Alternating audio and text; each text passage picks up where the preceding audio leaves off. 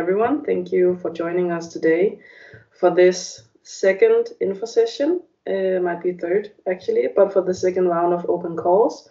We are very excited to have you here and explain the details of this round of open calls.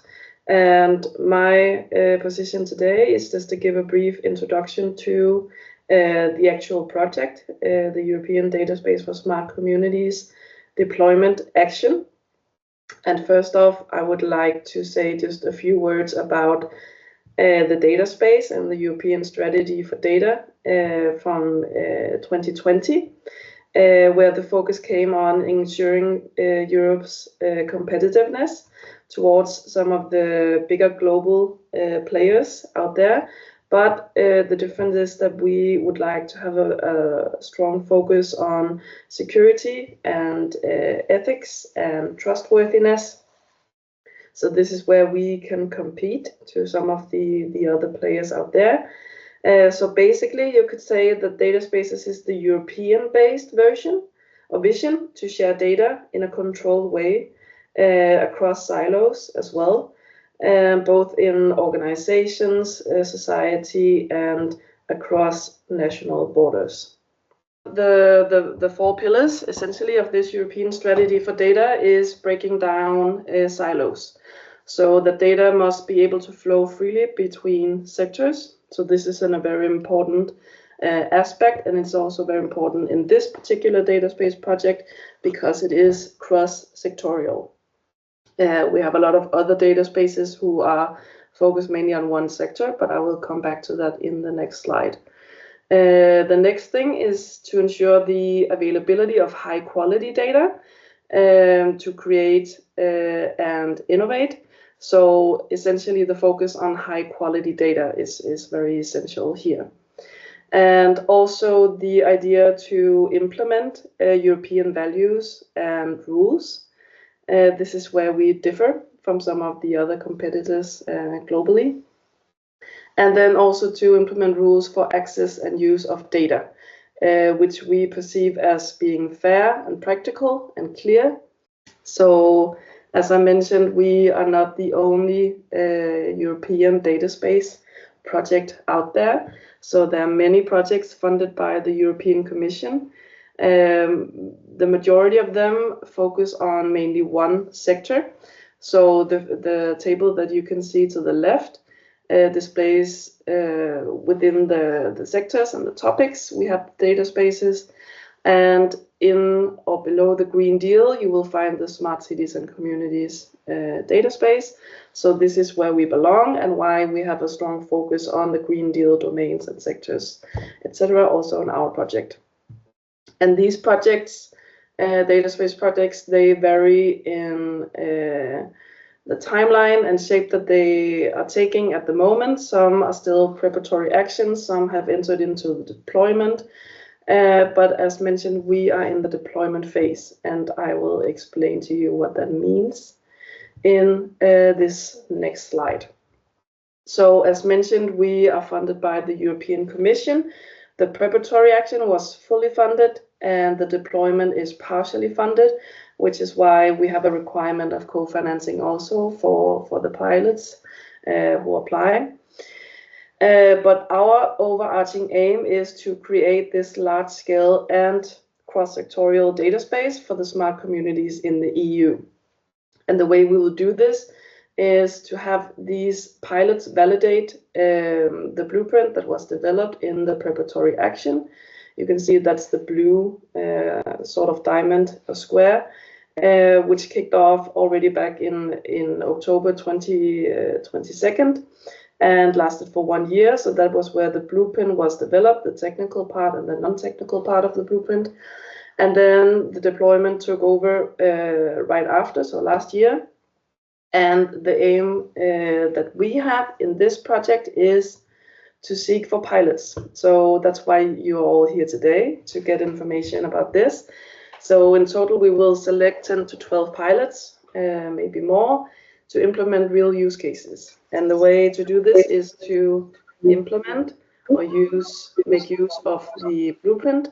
And then we will gather all the feedback and then validate and develop further on the blueprint.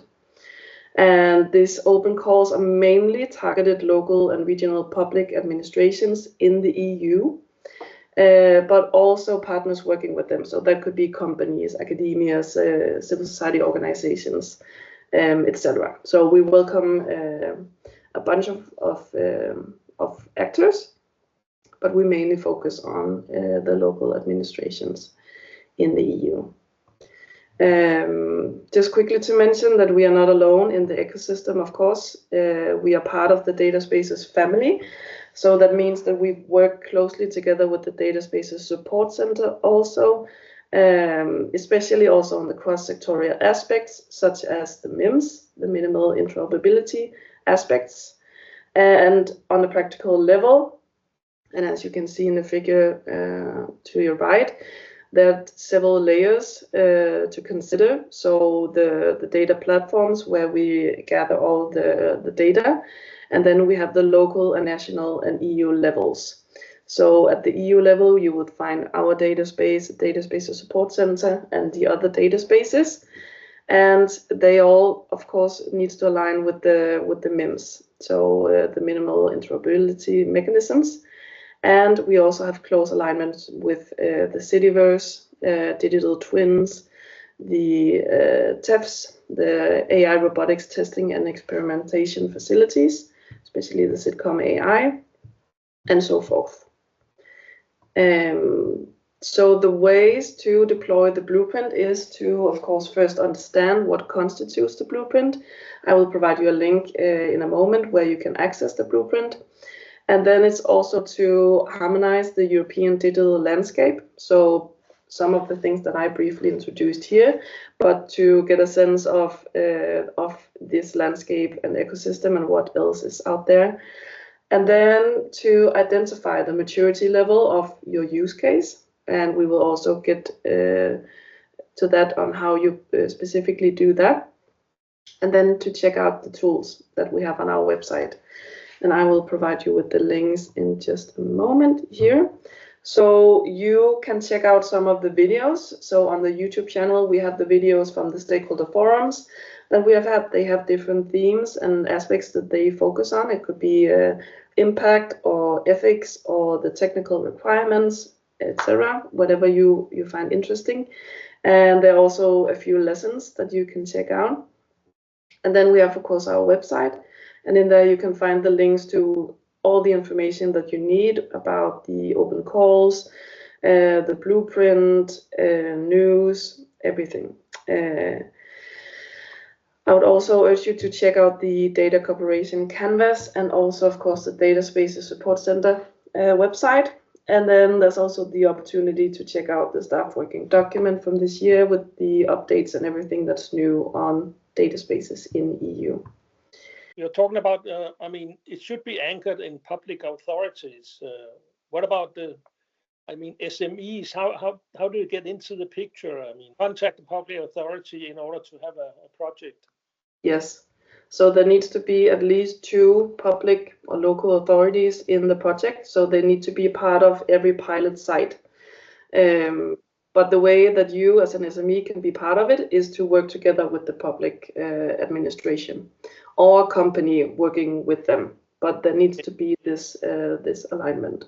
Now we go to the call for pilots round 2, and Sile will present to you more details about round 2 and how to apply.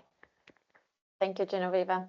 Good morning also from my side. So my name is Sila Sepp. I'm from the Finnish Center for Smart Cities at Taltech. I serve there as the head of urban data ecosystems, and I've been working closely with colleagues in organizing the open call framework as part of the project. So I'm happy to be here to also share the main conditions, requirements, and also some insights around the Call for Pilots program, helping you to submit the application successfully. To start off, you probably know that we have the 3 rounds of open calls throughout the different throughout the deployment action for the European data space for smart communities. All rounds will remain open for 3 months, and we've just closed the first round in the end of August. So primarily this is now the context for the second round that lasts until the end of November, and then there will be still the third round starting in December. It's worth to mention right away that the conditions for all of those 3 rounds remain the same, primarily to say also fair to all of the interested stakeholders who are applying for the different rounds, regardless whether it was for the first round, second round, or third round. This said, we have made some clarifications to the manual as well as to the application package. So if you've already downloaded the manual, for example, during the summer, I encourage you to also go again to the website and get the latest version of this, including for the application package. But I'll go throughout the presentation some of the conditions as well as also the materials. So you'll find the materials and the information both in the funding and tenders portal since the 1st of September, as well as then the project website. You'll see the URL link here, or you could also use the QR code to get access to the website. We've organized the presentation today also accordingly, that helps you hopefully to navigate throughout the website. So you'll see some of the sections for the about, submissions and timeline, what to actually submit, etc. So I'll walk you through each of the sections throughout the presentation. What I also mentioned is that I'll be a little bit shorter on some of the points, as we wanted to keep the session quite short in terms of presentations and allow more time for actual questions. But you'll find also the info session that we had in June for the first round available on YouTube, where you might also find interesting to get a little bit more elaboration on some of the points. Moving forward then, Elizabeth already mentioned that the call is primarily targeted towards local and regional public administrations in the EU. And this is primarily also to the point that we want the pilot sites to be actually the regions or the local administrations to facilitate also the work towards the realization of smart communities. This said, all partners are welcome, regardless of the sector they're coming with. And already as the question came from SMEs, academia, other stakeholders are encouraged to also reach out to their local community, local administrations to put together a consortium and apply for this call. Why to apply? Of course, one of the main overarching aim is to actually contribute to the deployment of the European data space for smart communities. And this is not only, let's say, an end of itself, but there is really a vision that data spaces can really unlock the data to actually create more value towards the community. So the main aim is even further from that, to create new data space services by validating, by using the blueprint, creating the data space solution, and then starting delivering the services. From the 5 points that are here underneath, I would like to highlight one of the points that by applying to this call and participating in the piloting program, you with your partners can then really set yourself as a leading example for the sustainable and smart communities development. And on the other hand, also receive support from the deployment action, from the consortium to test and validate and put in place the blueprint, as well as, of course, receive support from the European Commission financially. And to that point, I'll cover quickly the point that there is up to 50 million euros available for the piloting activities. There is, of course, the intention to have 10 to 12 different pilots. So the maximum amount per one pilot would be 1.5 million euros as a grant. But you need to also bring an additional 50%. So the total budget would be around 3 million per piloting activities. So do also take that into account in terms of the finances. Now, moving forward in terms of the scope of work, as I mentioned, the data space itself is not only the end of itself, but actually to create the data services. And as cities and smart communities are by definition cross-sectoral, then we also have brought in the condition that the data services that you create need to involve at least 2 Green Deal domains or any other domains within the new European Bauhaus initiative. There can be, of course, others as well, but those are the primary ones, and that we see part of this scope. And then additionally, and as part of the piloting activities, you need to show how do you actually apply the blueprint and also make it feasible to federate with other data space solutions and pilots on a European level. You'll get the support from that from the consortium, but it needs to be built in by design already into the proposal. Then talking through some of the preconditions that we've set, there's 5, let's say, different areas on legal, financial, technical, business and organizational, and ethical sides that I'll cover shortly for each of those. In terms of the legal side, this goes primarily to the point about which entities and which consortia would be actually eligible to apply for the call. And this states again that there needs to be local administrations involved from the EU or the Digital Europe program associated countries. At least 2 of them need to be involved. And also in terms of the associated countries, do note that they need to be already part of the program since 2022. All pilot sites that 2 local administrations need to provide their letter of commitment to actually participate in the project. So it's not a letter of support generally, but also they actually need to commit effort into the piloting activities and show that through the letter of commitment. With that, they need to also show that they have allocated effort within the budget actually.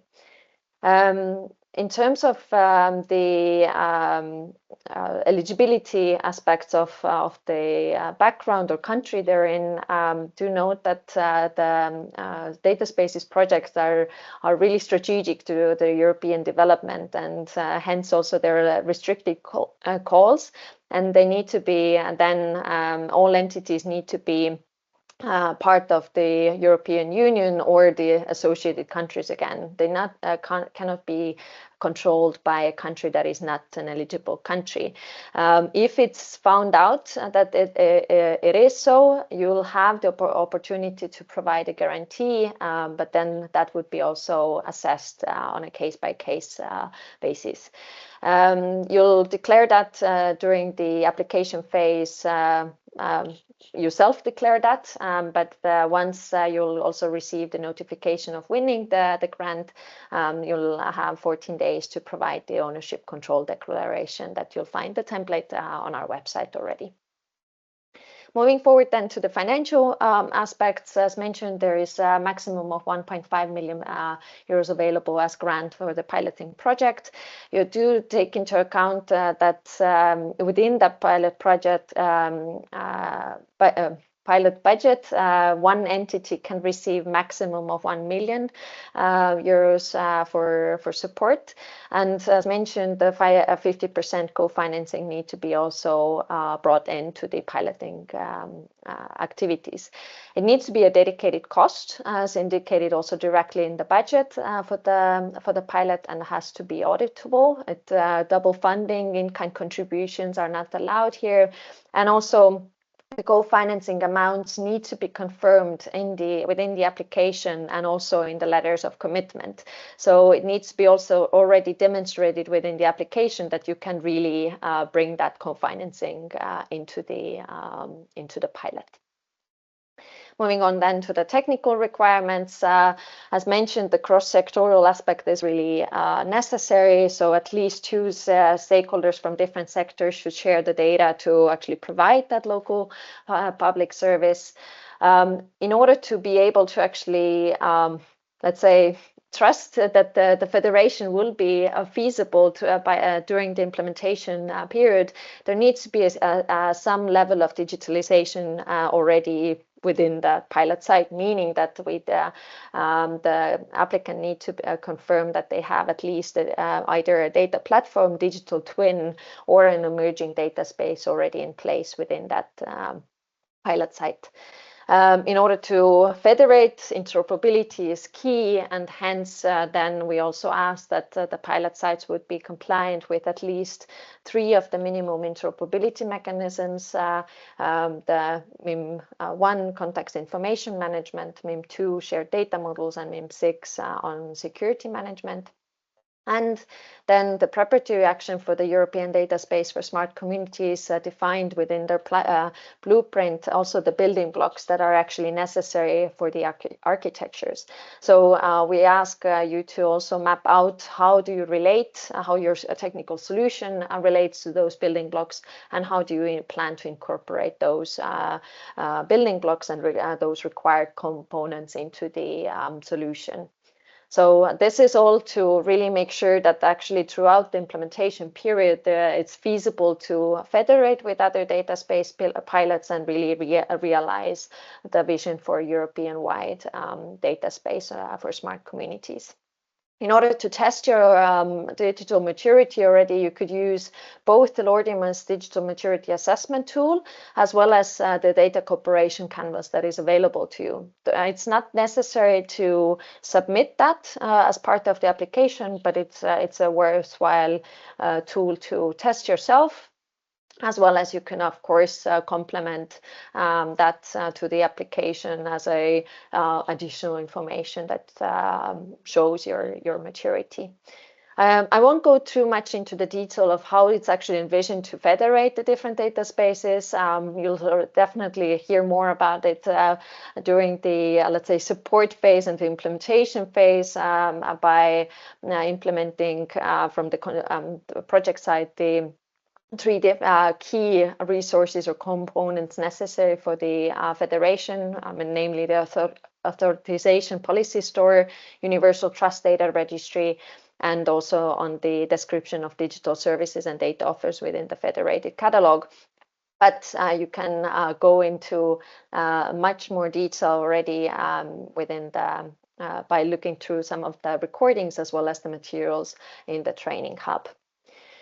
Moving forward on the business and organizational conditions, as mentioned, it's really key that the pilot would not be only a matter of technical demonstration of data sharing, but already really a purposeful effort to put in that you've thought through your business case and you're actually aiming to deliver a service for the end users. So we ask you to describe what is that business case and also value proposition within the application, and also describe your plan for intended impact and sustainability across or moving forward also from the actual pilot duration.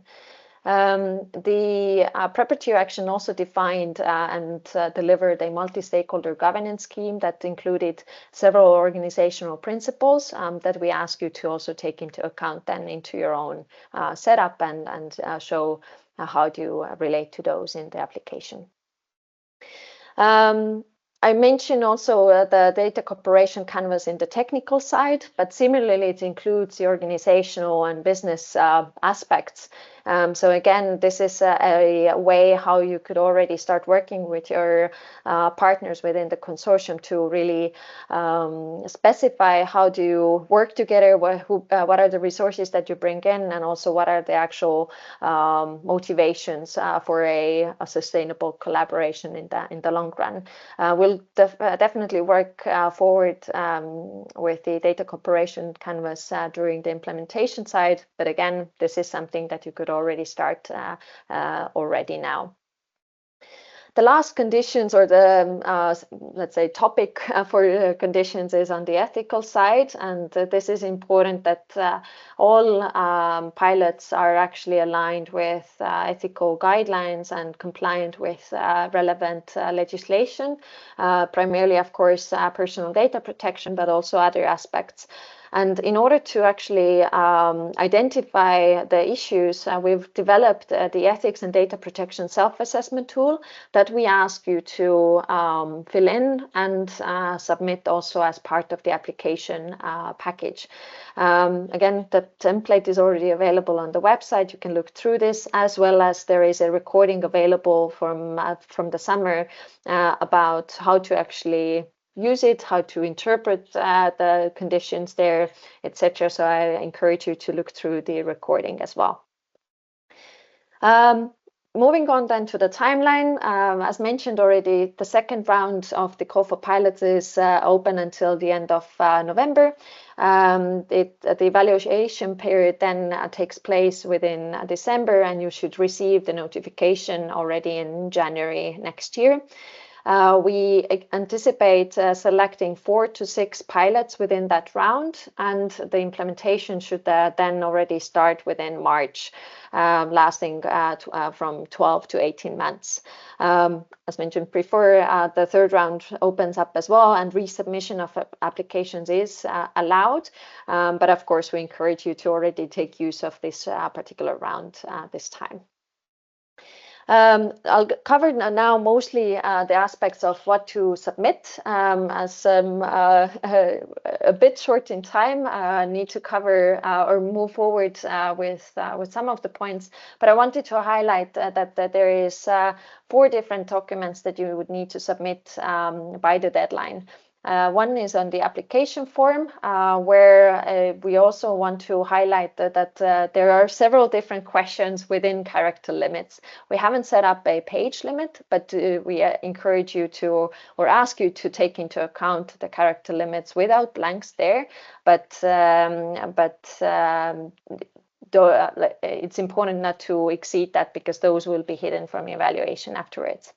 What has been asked throughout the summer is about the use of images and graphics within the application. That is allowed, but we also ask you to take it into account that images should not be a way how to, let's say, go around the character limits, meaning that images will count into that limitation, and that is 25% of the actual character limit within that question.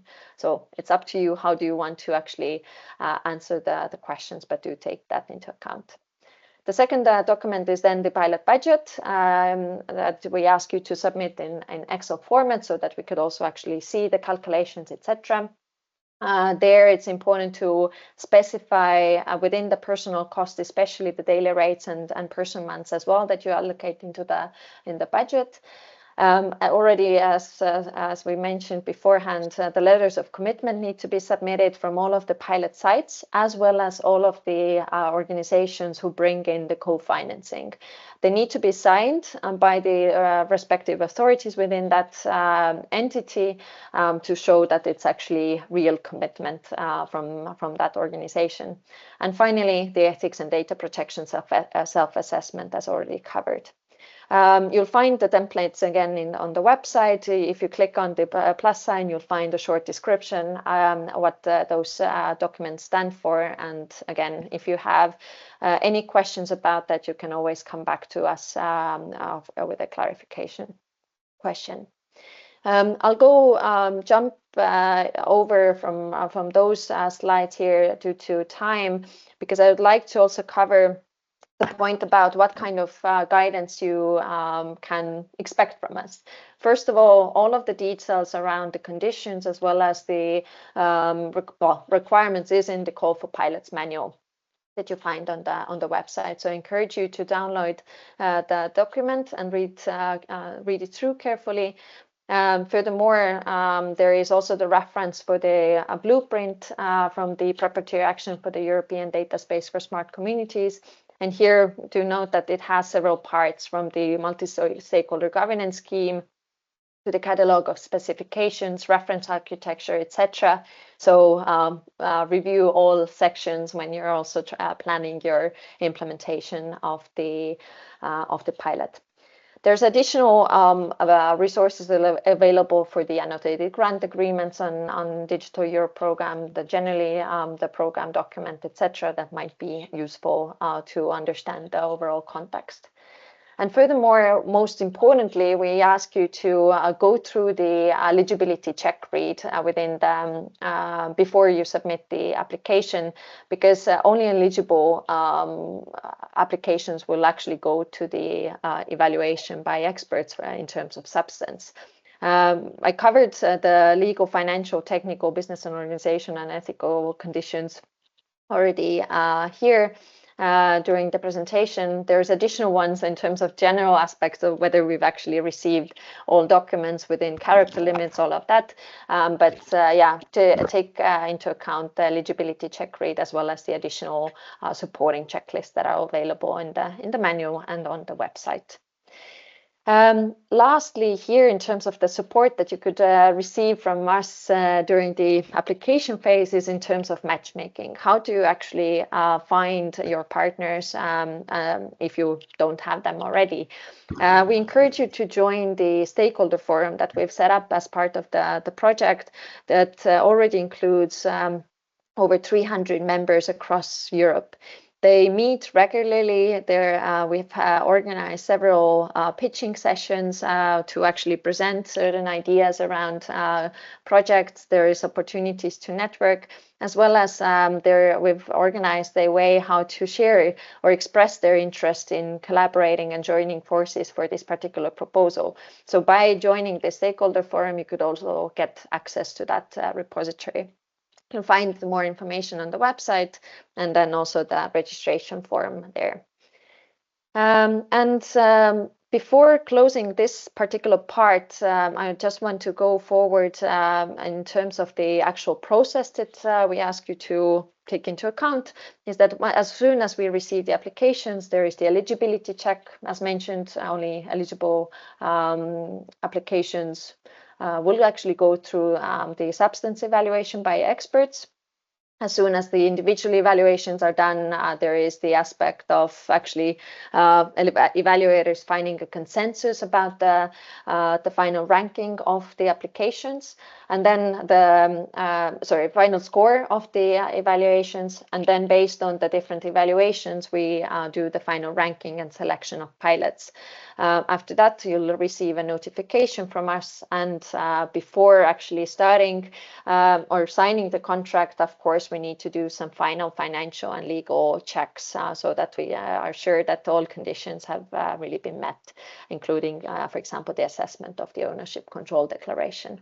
Then there is the negotiation and contract signing phase, and we would be ready to start the implementation period and providing the support to you. All that from application phase to the actual implementation should last maximum 2 months. So with that, you can also estimate a little bit the timeline and schedule. I won't go through much about the eligibility check, as I've already covered most of the parts. Just a matter of what is the evaluation mechanism for that, and what are the main criteria for this. The application form included 5 different sections that also relate to the actual evaluation criteria, which is quite standard way of clustering the evaluation in terms of relevance, implementation, and impact. And in order to pass the evaluation, you need to receive minimum 3 points in each of those criteria, as well as receive minimum 10 points in total to actually pass the evaluation. Maximum points would be 5 for each of the sections. And I'll again skip the point about the next steps, but there are a lot of resources available already in terms of the written materials on the website. as well as the previous sessions and recordings from the stakeholder forum meetings and other info sessions on the website and in the YouTube channel. So I encourage you to look through those materials, use also the frequently asked questions page for clarifying any points that you might find confusing. And if you don't find an answer from there, you'll always have the chance to reach out to us via email from on the address support@ds4sscc.eu. So I close here for now as part of the presentation. If there are any questions in the chat, I'm happy to answer there in written or take any quick ones also during the presentation here. Thanks a lot. There is one question in the chat saying, will pilot in the third round still have to finalize the blueprint validation within 16 months? Yes, so the scope still remains the same. Hence, the third round will be a little bit more tight due to the implementation period being only 16 months. That said, we have then also much more experience already from the past rounds that we can also perhaps support you a little bit more a little bit faster in that regard. But generally, the answer is yes. Okay, we take one more. Participation from local level, e.g. a municipality, does it require funding in terms of money or to contribute with manpower to run project tasks locally? Mm-hmm. So it still requires budgets in terms of the co-financing. It needs to be a dedicated cost. An in-kind contribution as such is not allowed. That said, you could of course also show that you bring in financial resources to actually pay for some of the personnel costs within that project. But it needs to be dedicated. The personnel need to be contracted for the project, etc. So yeah, these are actual financial resources that will be, which are eligible co-financing. Perfect. Thank you, Sile. So Sile will reply to you other questions that are in the chat through written. And now we move on to our next presentation. Flavio is already prepared with his slides, and he will give you an overview about the pilot support. And you can also get the chance to ask questions about it afterwards. The floor is yours, Flavio. Thank you. Thank you. Just please confirm that you can see my slides. We do, yeah. Okay, great. So this is what comes after. So if your pilot gets funded, this is the support that we are going to provide to the pilots, because it is also in our interest that funded pilots are successful. Why are we presenting this now? It's because even if this comes after, you have to consider it while you are preparing the application. You will see in my presentation why are the activities that we are providing to you important also for your work plan, basically. So the support we are going to provide, it's the onboarding. So we have prepared an onboarding package for you where you will get to know your mentor, your, let's say, single point of contact for the project, and you will also get the full onboarding package that will explain technical and business and also organizational aspects of the project, of the data space for smart communities, of our blueprint, and so on. So this is the first part. Then there is the monitoring and support part. So as I said, you will have a mentor assigned. You will have also experts at your disposals for very specific technical questions or questions about business model, or for example about governance of the data space and so on. So this is a continuous contact that you are going to have with us, with our mentors and experts. Then we are providing the trainings, not just training resources, but also training sessions for all the topics that are important for a pilot. And then we also collect some feedback for you and evaluate the pilot projects and so on. This feedback and evaluation is not only about assessing the success of pilots, but it's also the feedback for us, but because one of our important objectives is to further advance the blueprint for smart of the data space for smart communities that we propose. So based on your feedback, based on your experience, we will integrate those results in the outputs of this project. Okay. So the timeline, when will these activities happen? So of course, in the first two months, it's the onboarding. We are organizing a workshop with you to provide you all the information you will need to successfully collaborate with us. Then also in the first 2 months, we are going to do the benchmarking to see what is your baseline based on the KPIs. Then we are going to have an interview with you, profiling interview and self-assessment survey in order to identify what is important for you, what is the support you most need, what are the trainings, would you need some consultations with our experts and so on. And also at the beginning, in the first two months, you will go through our training sessions. Then in month 6, halfway, there will be an intermediary check. Again, self-assessment, monitoring, collecting feedback for you, and if we identify together the need for additional trainings or consultations, we could provide that as well.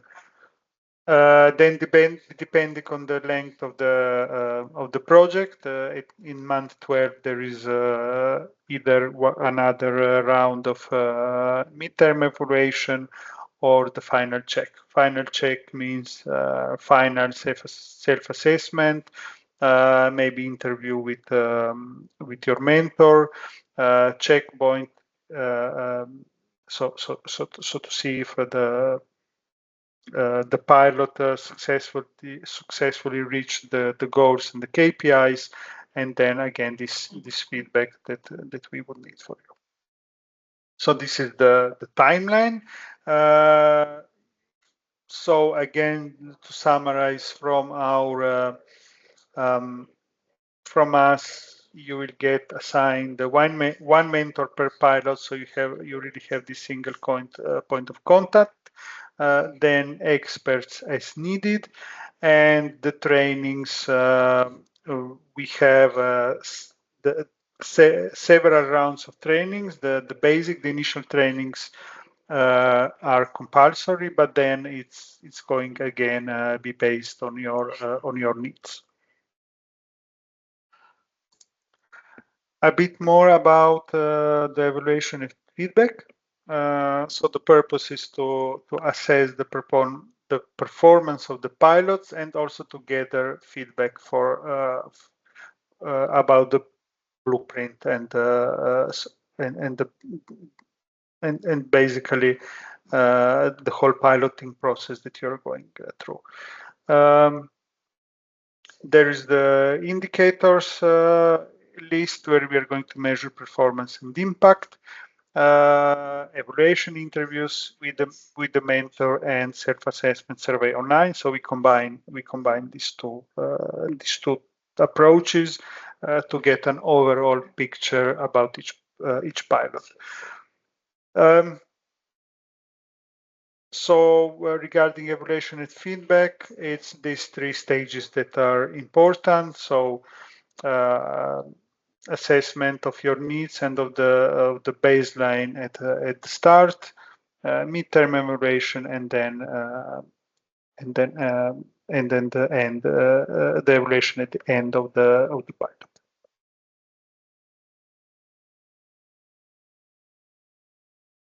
So evaluation, the criteria are based on a list of indicators with the main purpose to assess what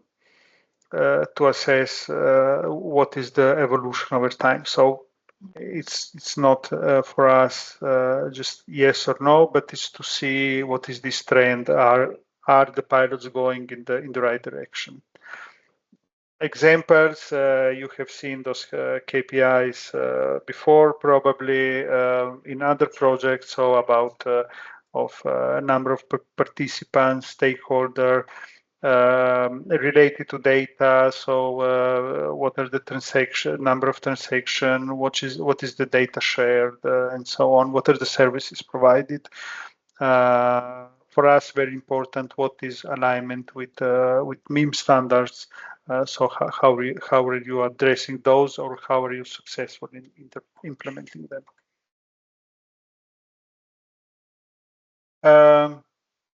Estimated, this is a rough estimate of what we think would be the engagement of each pilot with us with these activities. So for onboarding, we accept around that it would take one day, monitoring and support over the year or year and a half, around 18 days. Then training depends a lot on the final of the initial assessment that you will do with your mentor, but it could take up to 34 hours. Of course, this is not with one person in mind, but with different stakeholders from your pilot. For example, training about technical components will be more for IT experts. Trainings, I don't know, about the governance will be more for local authorities, about business models for business developers, and so on. So this is going to be distributed along your staff and your stakeholders. And then the evaluation and feedback at the end, we estimate take about around half a day, 4 hours.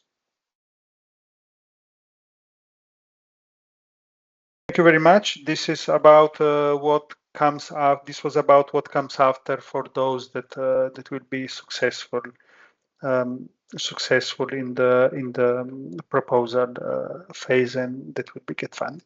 So please, if there are any questions about this part, or for any of our other colleagues, please just ask now, or you can also do it later. Thank you, Flavio. Thank you, Sile, for replying to the questions on the chat. We still have 5 minutes to do the closing, and if there are any remaining questions, please feel free to raise your hand. We would have the time to maybe take 1 or 2 questions, and then we can close up. But of course, we are always happy to reply to your questions through email. We will share now again the last slide where you can find information on how to contact us. So please feel free to ask any questions in the meantime.